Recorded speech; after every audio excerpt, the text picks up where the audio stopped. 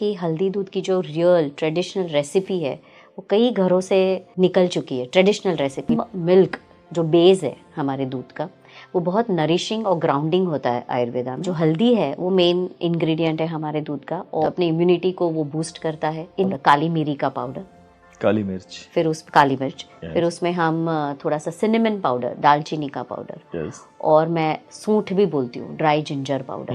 ये तीन चीज पड़नी चाहिए थोड़ी थोड़ी मात्रा में, ज्यादा नहीं। बिना ब्लैक पेपर पाउडर वो करक्यूमिन एब्जॉर्ब होगा ही नहीं। और सिनेमन और सूंठ पाउडर आपके डाइजेशन, ओवरऑल डाइजेशन के लिए। घी जो बहुत लोग भूल चुके हैं कि हमारा घी तो होना ही चाहिए, अगर वो नहीं है तो रेसिपी इनकम्प्लीट है।